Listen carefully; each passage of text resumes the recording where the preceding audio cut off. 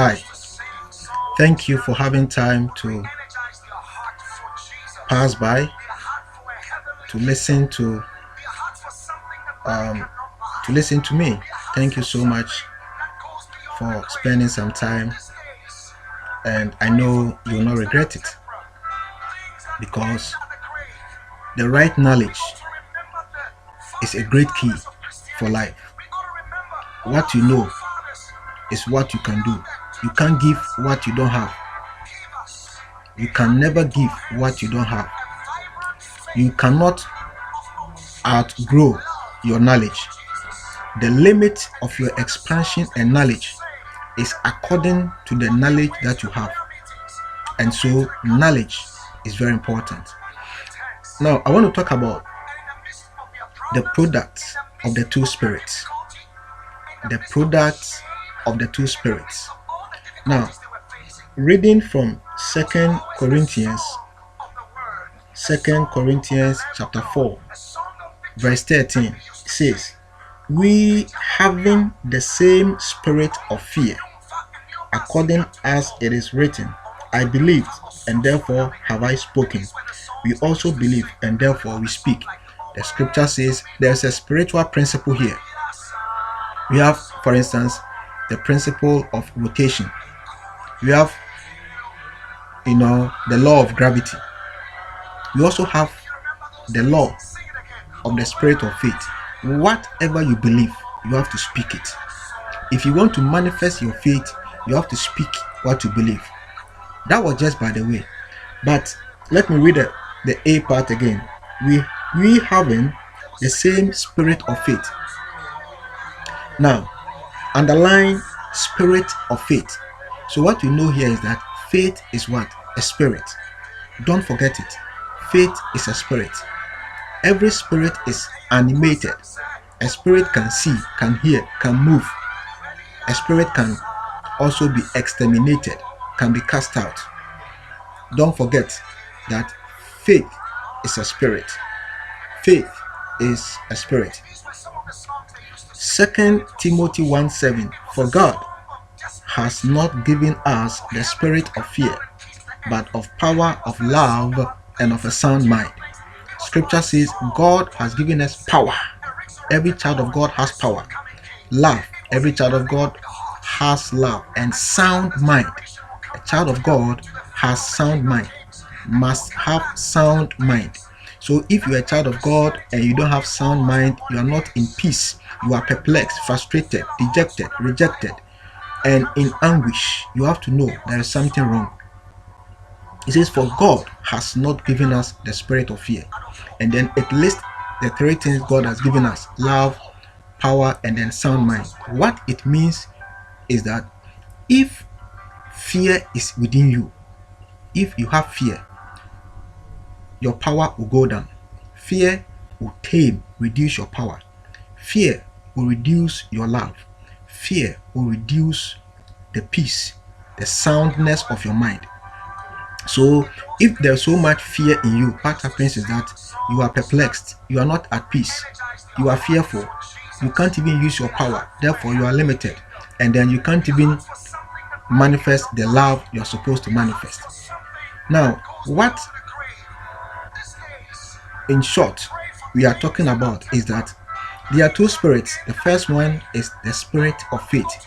The second one is the spirit of fear. Now, these two spirits produce a product. Every spirit has a discharge.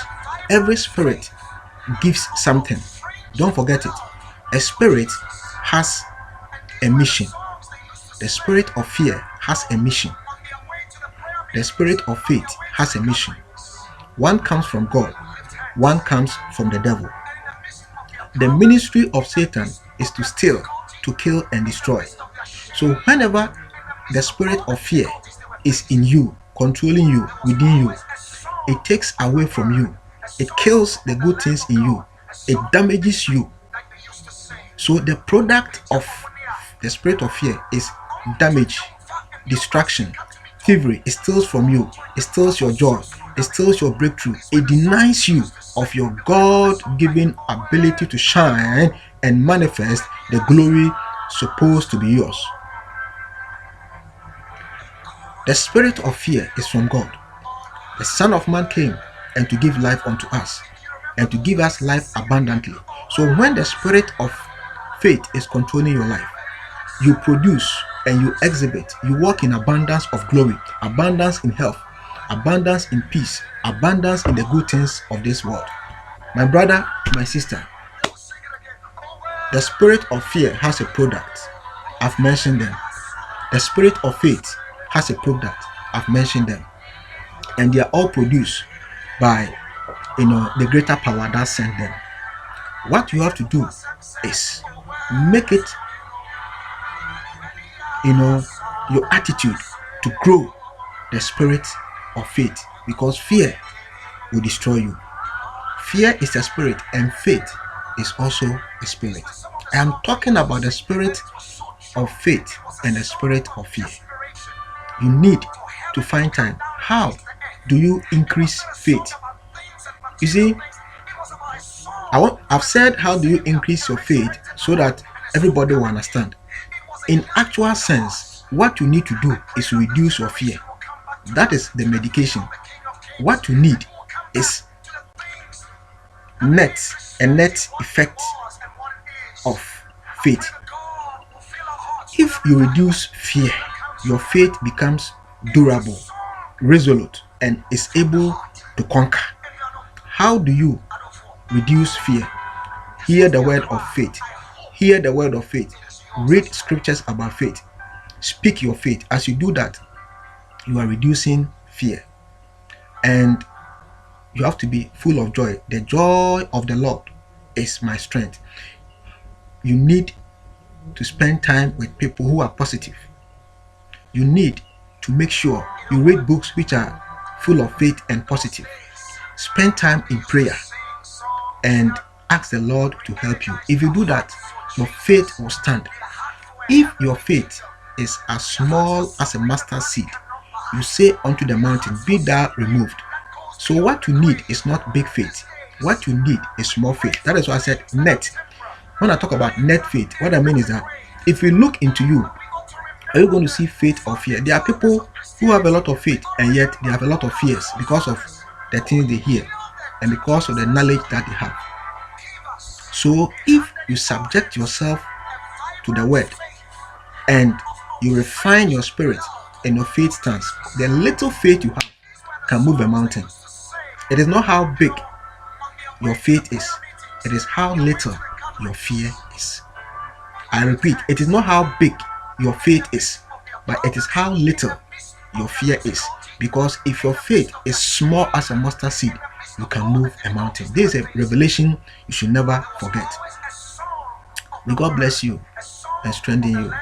This is your brother. Share this message and let others also hear. Like the page and God bless you as you do that. Thank you very much.